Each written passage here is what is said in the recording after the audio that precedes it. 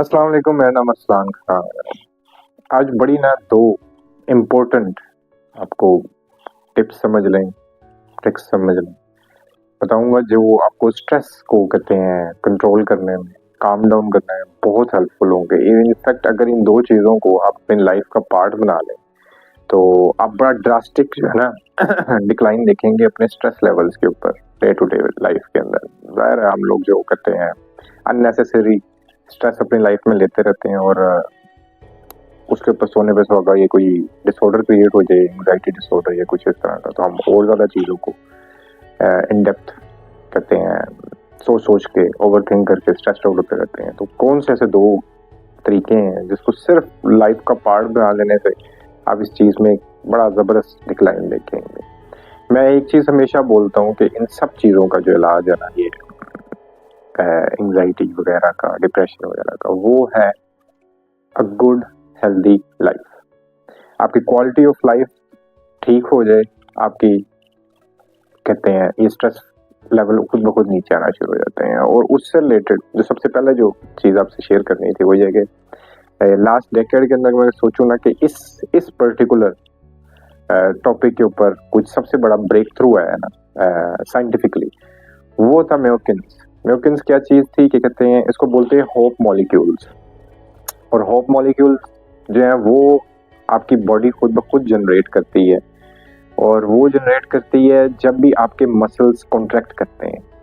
Muscles contract के जैसे ही आप अपने मसल्स को किसी भी वर्कआउट में लगाते हो ना, तो वो जब कॉन्ट्रैक्ट करते हैं ना तो वो म्योकिन्स छोड़ते हैं, उसको बोलते हैं होप मॉलिक्यूल्स। और वो बिल्कुल उसी तरह ही काम करते हैं जिस तरह हम यूजुअली जब एंग्जाइटी डिसऑर्डर में होते हैं, कोई कहते हैं प्रिस्क्राइब करवा के कोई मेडिसिन कहते हैं डॉक्टर वगैरह से ले रहे हो, तो वो आपके लिए रिलीफ का काम करते हैं, आपके स्ट्रेस को नीचे लेके आते हैं। ठीक है।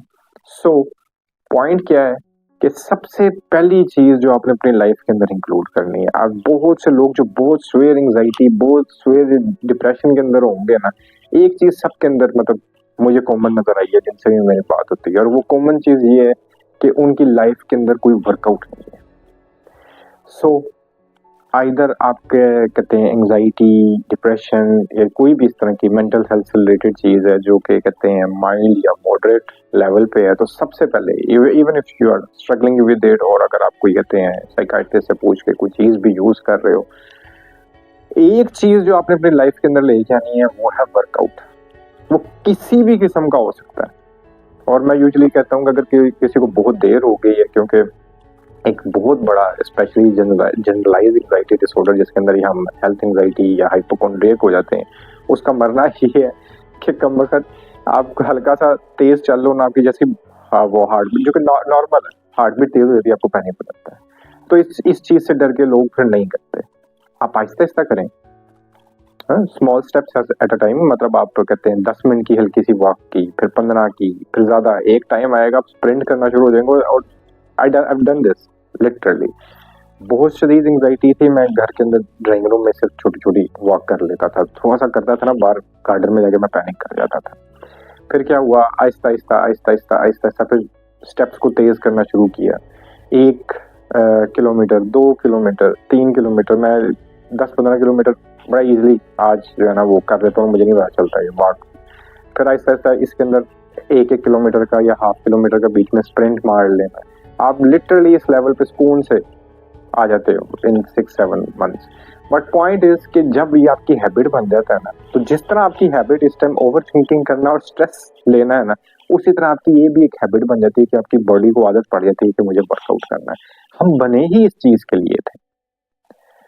हम जो हमारे इंसेस्टर्स रहे हुए हैं उन्होंने बड़ी हार्डशिप निकाली हुई है, और हमारी जो बॉडी जो है ना वो बड़ी उसी हमारे अंदर वही डीएनए सारे आए हुए हैं, वही सब कुछ है। तो वो तो भाग के शिकार कर लेते होते थे। हमारे घर तो कहते हैं कोई काकरोच आ जाए तो वक्ता पड़ सकता है, नहीं मरता उनसे। तो पॉइंट इज कि आप लोगों को उस तरफ जाना है, अपनी बॉडी को कॉन्टेक्ट करना है, ताकि आपके जो स्ट्रेस है ना बॉडी का, तो इस चीज को जब मैंने पढ़ा था ना, ये माइग्रेन्स के बारे में, आप भी इसको सर्च करिएगा। बड़ी इंटरेस्टिंग ये एक डिस्कवरी कह लें, या एक चीज का हमें पता चला है कि इस तरह होता है और इसका हमारी मेंटल हेल्थ पे कितने पॉजिटिव असरात होते हैं। तो फिर मुझे आइडिया होना शुरू हुआ, ये जो लोग बैठ के कहते हैं इतने इतने पंगे ले रहे होते हैं, क्या नाम है, ट्रैकिंग के, हाइकिंग के, अब इतने इतने आप वो चले जाओ अपने पाकिस्तान के अंदर, ये जो माउंटेनियस एरियाज है वहाँ पे बड़े बड़े जो है टफ किस्म के ट्रैक्स हैं, और थोड़ी सी मिस्टेक नहीं हुई तो आप you can lose your life as well. So but लोग जाते हैं, अब जाहिर है उनकी ट्रेनिंग ऐसी है, वो लोग कहते हैं मेंटली इतने स्ट्रॉन्ग है, और मेंटली स्ट्रॉन्ग अपनी बॉडी की वजह से।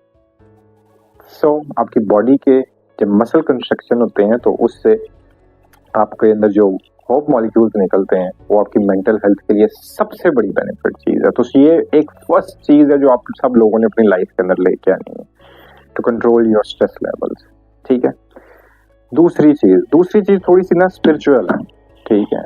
मेरा मानना ये है कि हम सब लोगों के अंदर ना एक एनर्जी होती है, ठीक है, और जैसे मैंने पहले भी बोला कि और वो शुरू से ही हमारे एंसेस्टर्स से ही है, और उस एनर्जी की को एक डायरेक्शन देना बहुत जरूरी चीज होती है। अगर उस एनर्जी को जो ढेर सारी आपके अंदर जमा हो गई, इनफैक्ट आप अगर, मैं बड़ा दाई हूँ ये स्ट्रिंग थ्योरी का, हाल तो कहते हैं आज तक वो अभी उस तरह से प्रूव तो नहीं हुई, ज़रा उसको प्रूव करना बड़ा मुश्किल है, जो भी साइंटिफिक साइंस से ताल्लुक रखते हैं बच्चे उनको तो आइडिया हो रहा होगा मैं क्या बोल रहा हूँ। बट जब आप आखिरी मॉलिक्यूल जो होता है ना, आखिरी लेवल जो होता है एटम को क्रश करते करते, जब उसको आपने फाड़ते हैं या ब्रेक करते हैं ना, तो एनर्जी रह जाती है सिर्फ, और जो जिसको वो स्ट्रिंग की तरह की होती है, तो इसलिए यहाँ से स्ट्रिंग थ्योरी निकली, आम लफ्ज़ों में बता रहा हूँ।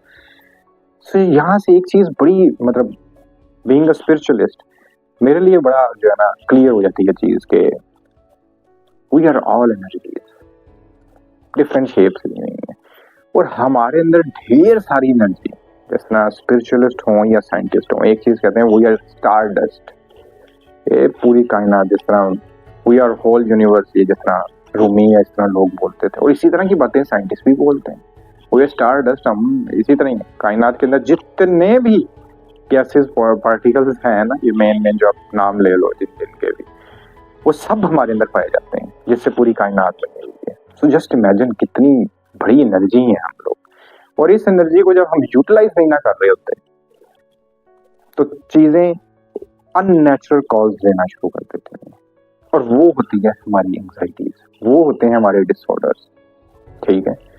तो मेरा मानना ये है कि अगर हम अपनी एनर्जीज को एक डायरेक्शन दे दें तो, और वो इवेंचुअली क्या होता है, वही हमारी एक माइंडफुलनेस होती है। सो पॉइंट इज कि हम अपनी एनर्जीज को, अपनी स्पिरिचुअल एनर्जीज को एक डायरेक्शन कैसे दे सकते हैं, और उसका एक ही रास्ता है, वो क्रिएटिविटी, किसी भी किस्म की क्रिएटिविटी, वो है आर्ट। और ट्रस्ट मी, किसी भी लाइन को चूज कर लो आप, ठीक है, आपको आइडिया होगा कि कहते हैं ये कितना बड़ा जो है ना आपके अंदर एक बोझ उतरेगा। आप अगर अपने जो है लाइफ के अंदर, एक सेकंड, आप अपनी लाइफ के अंदर कुछ भी क्रिएटिव करना शुरू कर देते हो, आप कुछ लिखना शुरू कर दो, आप कुछ बनाना शुरू कर दो, आप कुछ पेंट करना शुरू कर दो, व्हाटएवर। मैं तो बल्कि ये कहता हूँ अगर आप लोगों की किसी चीज के अंदर इंटरेस्ट है, आप वीडियोस बनाना शुरू कर दो, छोटी छोटी चीज,